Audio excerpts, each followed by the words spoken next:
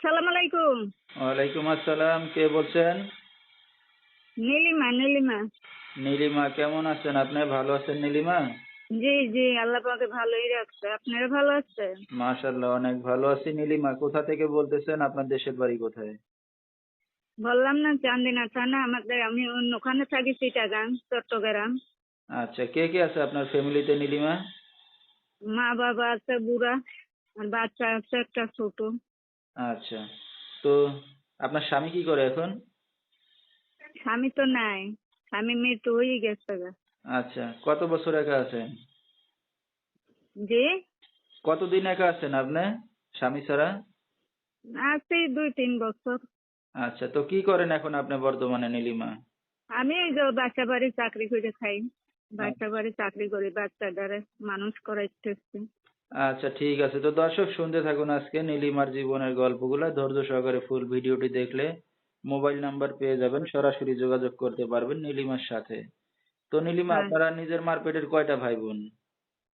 আমার ভাই আছে, বোন আছে, থাকলে কি জিজ্ঞেস করে? বাচ্চা নিয়ে বুঝে রয়েছে বাপ মার কাছে, বাপ মা বুড়া, চলতে ফিরতে পারে না। তো এখন যেখানে থাকেন নিজেদের বাড়ি ঘর না বাসা ভাড়া নিয়ে থাকেন?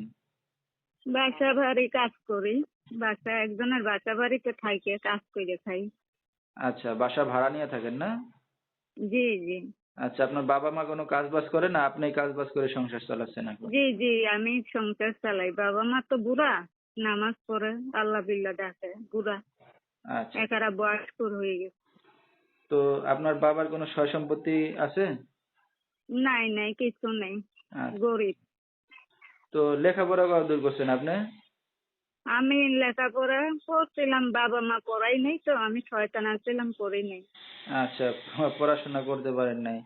তো এখন না, তো এই না, যে আপনার একটা সন্তান নিয়ে। গরিব মানুষ তো, গরিব মানুষ তো, পড়ালেখার খরচ চালাইতে পারি নাই, পড়তেও পারিনি। আচ্ছা, তো এখন তো এই যে আপনার একটা বিয়ে শাদী হয়েছে, একটা সন্তান আছে, স্বামী ছাড়া আছেন 2-3 বছর ধরে। তো ভবিষ্যতে কি হুম, চিন্তা?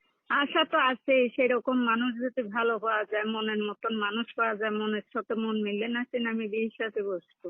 আর যদি মনের মতন না পাইতে আমি কিভাবে বসবো?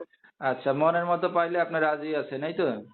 জি, জি, আচ্ছা, ঠিক আছে। তো দর্শক, আমরা শুনতেছিলাম নীলিমার জীবনের গল্পগুলা। বিস্তারিত জানতে এই নাম্বারে যোগাযোগ করলে নীলিমাকে পেয়ে যাবেন। 01344675183, এই নাম্বারটাই হলো নীলিমার। তো দর্শক, আসলে যেহেতু খুবই গরিব ঘরের একটা মেয়ে, একবার বিয়ে শাদী হয়েছে, স্বামী মারা গেছে, 2-3 বছর একা আছে। তো এখন চাচ্ছে ভালো একটা মনের মানুষ পাইলে বিয়ে শাদী করবে। তো বিস্তারিত জানতে এই নাম্বারে যোগাযোগ করলে তাকে পেয়ে যাবেন। আজকের মতো এখানেই শেষ করছি। আসসালামু আলাইকুম।